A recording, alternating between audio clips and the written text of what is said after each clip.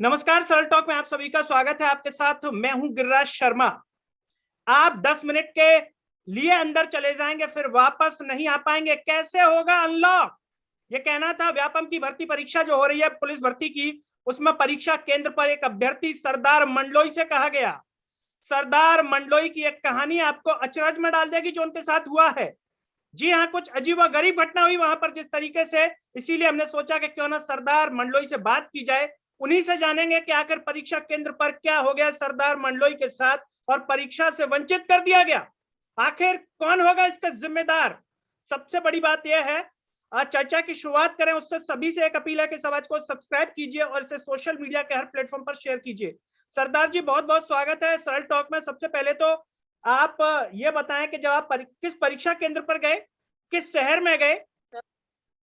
जी sir, मैं इंदौर जिला के सर के आवाम अवज्ञा महाविद्यालय में गया था सर एग्जाम देने। जी, कितने जी कौन सर, सी वही शिफ्ट सर। में आपका पेपर था? जी सर, मेरा सेकेंड शिफ्ट में था सर पेपर। आप जब वहां पहुंचे तो क्या समस्या हुई, क्या कहा? जरा दर्शकों को बताएं, थोड़ा सर तेज बोलिए। जी सर, जैसे सर बायोमेट्रिक सर चालू हुआ सर, पहले नंबर पर मैं ही था सर, मेरा बायोमेट्रिक किया गया। वैसे ही मुझे मैम ने बोला गया कि आपका आधार जो है लॉक है। बोले आप कहीं भी पास के ऑनलाइन पर जाकर अनलॉक करवा आइए बोली।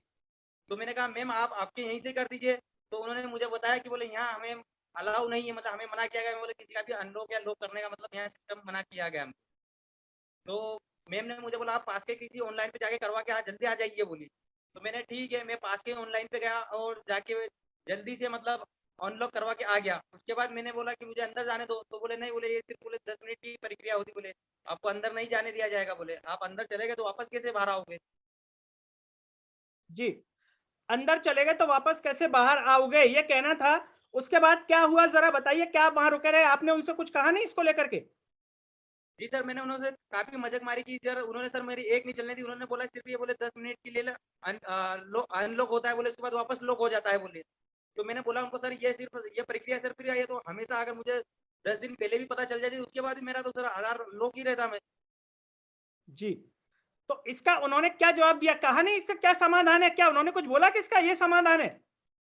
जी सर, मैंने उनसे सर ये हाथ जोड़ के भी विनती करी कि मैंने कहा आप इतनी बड़ी व्यापम की एग्जाम करा रहे हैं सर, आप इसके बाद आपका कोई किसी चीज का आपके पास सोल्यूशन तो होगा ना सर, कि कैसे अनलॉक होगा कैसे लॉक होगा।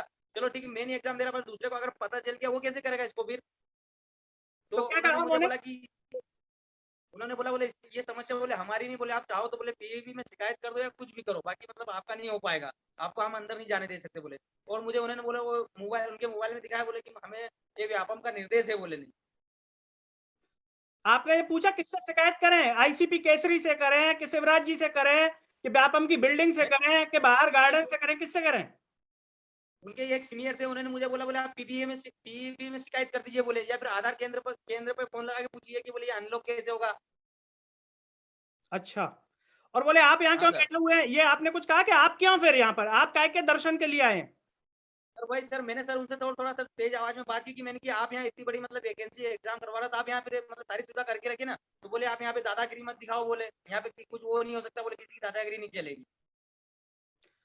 सरदार जी, जब आप वहां पेपर नहीं दे पाए, आपने पूरा प्रयास किया, तो जरा उस पल को आप पेपर नहीं दे पाए तो बड़ी बात है। आपका कौन सा अटेम्प्ट था ये?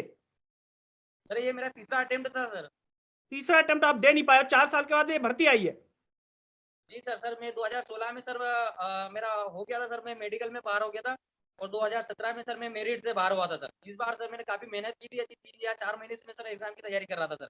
और हर मतलब आंदोलन या जो भी कुछ होता है सर उसमें मैं एक्टिव रहता हूँ सर। हम्म। आपसे जी सर। जानना चाहेंगे सरदार, आप कहाँ के रहने वाले हैं? हम पीछे दृश्य देख रहे हैं, आप एक कमरे में हैं, ऊपर पंखा लगा हुआ है, टीन डली हुई है।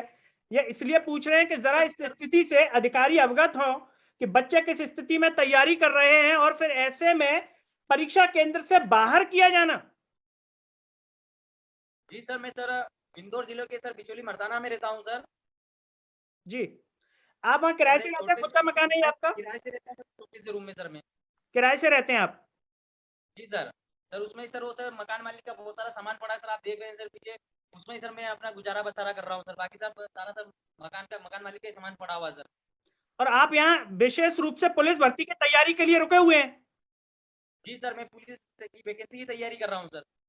जी, पीबी की सारी वैकेंसी की तैयारी कर रहे हैं और पीबी आपको परीक्षा देने से वंचित कर रहा है एक तरीके से।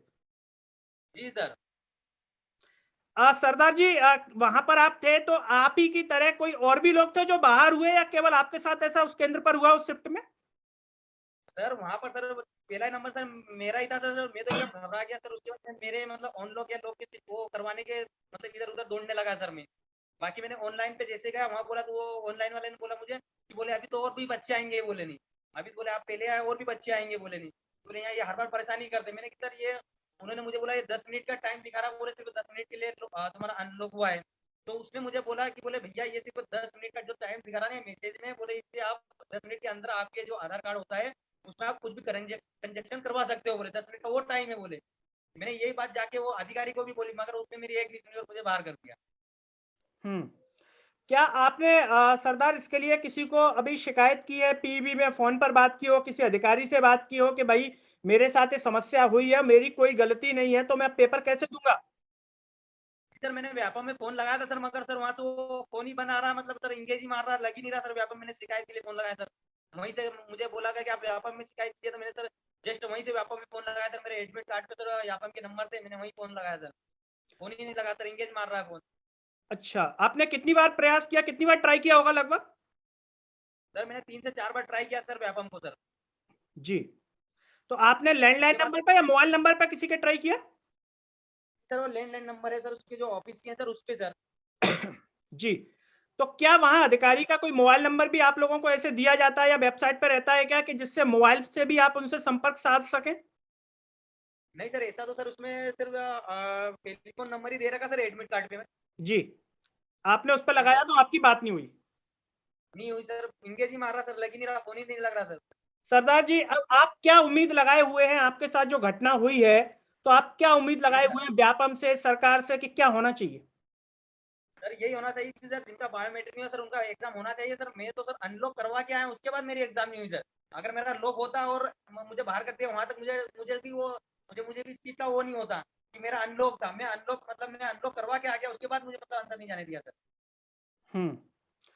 आज सरदार, जानना चाहेंगे आपके परिवार में और कौन कौन है, क्योंकि आप जिस स्थिति में यहाँ पर तैयारी कर रहे हैं, हम चाहते हैं कि ये कार्यक्रम ज्यादा से ज्यादा लोगों तक पहुंचे, जिम्मेदारों तक पहुंचे। इसीलिए हम ये सवाल कर रहे हैं क्योंकि इतने साल बाद भर्ती आई है और ऐसे में आप भर्ती नहीं दे पाए। परिवार की उम्मीद होगी आपसे कि भाई मेरा बेटा पेपर देगा और इस बार चयनित होगा, लेकिन आप पेपर ही नहीं दे पाए।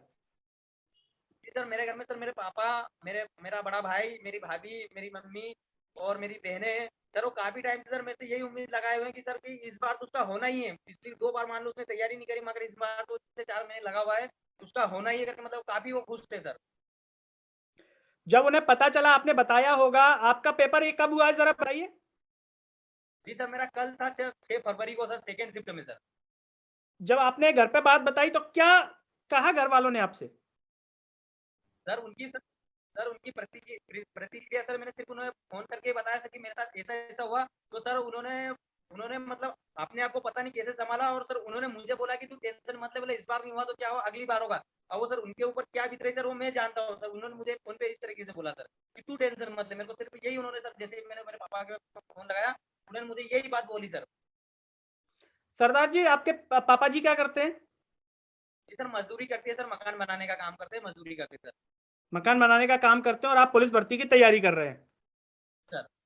क्या आप भी इसके पढ़ाई के साथ साथ कोई अपनी जो है खर्चे के लिए कुछ करते हैं? जी सर, मैं सर जैसे सर अभी सर एग्जाम वगैरह जैसे टाइम रहता था सर मैं आईपीएस सर, जैसे आईपीएस में जैसे होटलों में सर वेटर का काम करने जाता हूँ सर। जैसे शादी पार्टियों में काम होता है तो सर मैं चले जाता हूँ मेरे खर्चे के लिए, मेरे रूम के पैसे निकालने के लिए सर। जी। और जी सर। कोरोना का काल जो रहा, आपने तैयारी किस तरीके से, क्या कोचिंग भी जाते थे, ऑनलाइन तरीके से आपने पढ़ाई की? नहीं सर, मैंने ऑनलाइन तरीके से ही करी सर। उसमें सर कोचिंग का तो सर कुछ रोल ही नहीं था और फिर मैं वापस अपने गाँव चले गया सर।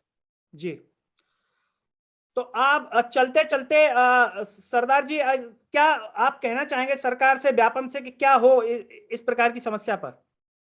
सर इस तरह की समस्या से निपटने के लिए सर बायोमेट्रिक का सर एक ही तरीका नहीं, दूसरे तरीके भी सर उसके थ्रू हमें एग्जाम दिलवाई जाए सर।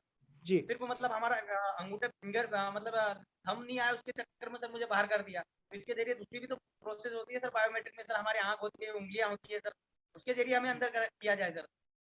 जी, तो क्या मानते हैं आप सरदार के एक बड़ी समस्या है और व्यापम ने इसके लिए कोई उपाय नहीं किया, एक बहुत बड़ी चूक है व्यापम की तरफ से? जी सर, ये तो सर साफ दिख ही रहा ना सर, जी आपके पास सारी सुविधा होनी चाहिए। तो मतलब ये तो छोटी सी समस्या है, नाम मात्र समस्या सर। मुझे सर वो वहीं पर जो मैडम जी जो बायोमेट्रिक कर रही है, उन्होंने मुझे बोला कि भैया बोले अब जल्दी जाइए, बोले आपका अनलॉक करवा के आ जाइए, बोले आप टाइम मत लगाइए। सर मुझे थोड़ी उम्मीद जागी सर, मैं फटाफट गया सर ऑनलाइन पे सर, अनलॉक करवा के आया, उसके बाद मुझे अंदर नहीं जाने दिया सर। जरा उस कॉलेज का नाम मैंने एक बार फिर से बताइए। जी सर, मैं कॉलेज का नाम बताता हूँ सर। जरा दर्शकों को पता चले कौन सा वो कॉलेज है। जी सर, के विज्ञान आवाम वैश्विक अध्ययन महाविद्यालय सर, के ये इंदौर विजयनगर में है। के विज्ञान, जी बिल्कुल। के विज्ञान आवाम वैश्विक जी अध्ययन जी। महाविद्यालय। जी तो सर। जो भी दर्शक हमारा कार्यक्रम देख रहे हैं, ये पुलिस अभ्यर्थी हैं सरदार मंडलोई, इंदौर से हैं, किराए के मकान में रहते हैं। स्क्रीन में पीछे देख सकते हैं आप कि किस तरीके से और किस स्थिति में रह रहे हैं। व्यापम के द्वारा जो परीक्षा करवाई जा रही है उसमें बायोमेट्रिक की वजह से बच्चे बाहर हो रहे हैं। लॉक अनलॉक का खेल इनके साथ खेला जा रहा है। समझ में नहीं आ रहा है कि मजाक कर रहे हैं या व्यवस्था की धज्जियां उड़ाने में लगे हुए हैं। व्यापम के चेयरमैन को इस पर ध्यान देना चाहिए। किस बात की तनख्वाह ले रहे हैं? अगर एक बच्चा भी छूटता है तो ये अपने आप में एक बड़ा सवाल है और नाकामी खड़ी करता है ऐसे अधिकारियों की, और व्यापम पर सबसे बड़ा सवाल खड़ा करता है। मध्य प्रदेश की शिवराज सरकार को विचार करना चाहिए कि इतने साल में भर्ती आ रही है और ये बच्चे इस स्थिति में तैयारी कर रहे हैं, इंतजार कर रहे हैं, ऐसे में उनकी गलती न होते हुए भी उन्हें बाहर किया जा रहा है। बार बार अनलॉक और लॉक का खेल हो रहा है, अनलॉक करके आ रहे हैं उसके बावजूद ऐसा हो रहा है। ऐसे परीक्षा केंद्रों पर क्या एक्शन लेगी सरकार? क्या व्यापम एक्शन लेगा? जो इन्होंने नाम बताया के विज्ञान, जो भी पूरा नाम बता रहे हैं उस संस्थान का जो विजयनगर में है, वहां पर जो भी ड्यूटी लगी हुई है जिन लोगों की, उनकी गलतियों की वजह से हो रहा है, इस पर क्या एक्शन होगा? क्योंकि इन पर एक बच्चे के भविष्य को बर्बाद करने का एक तरीके से ये कहना चाहिए कि एक आरोप है, एक तरीके से उसके जिम्मेदार हैं ये लोग कि एक बच्चे का भविष्य बर्बाद हो गया, पेपर छूट रहा है। ऐसे कितने बच्चे होंगे जिनकी आवाज इस मंच तक नहीं आ रही है और कितने चिंतित है व्यापम के चेयरमैन? इससे तो यही अंदाजा लगाया जा सकता है कि ये बच्चे पेपर दे पा रहे हैं या नहीं दे पा रहे हैं। इससे उनकी चिंता का अंदाजा लगाया जा सकता है। अगर वहां तक एक कार्यक्रम पहुंच रहा है और थोड़ी सी भी आत्मा में अगर बची हुई है कुछ मानवता, तो शायद इन बच्चों के लिए वो कुछ करेंगे, वरना कुछ नहीं करेंगे। एक बयान देने के अलावा आराम से एसी कमरे में बेड़ई और समोसा खाएंगे। अब तो गर्मी आ गई, शायद फ्रूटी भी पी लेंगे। दोस्तों, इस पूरे वीडियो पर आप क्या सोचते हैं और सरदार मंडलोई की इस स्थिति पर आपका क्या कहना है? और ऐसे कितने और बच्चे हैं जो इस समस्या से गुजर रहे हैं? कमेंट बॉक्स में जरूर बताइए। साथ ही साथ उस परीक्षा केंद्र का नाम जो इन्होंने बताया है उस पर क्या एक्शन होना चाहिए? जिनकी वजह से बाहर हुए, जहां पर जिसकी ड्यूटी लगी हुई थी, उन पर क्या एक्शन होना चाहिए?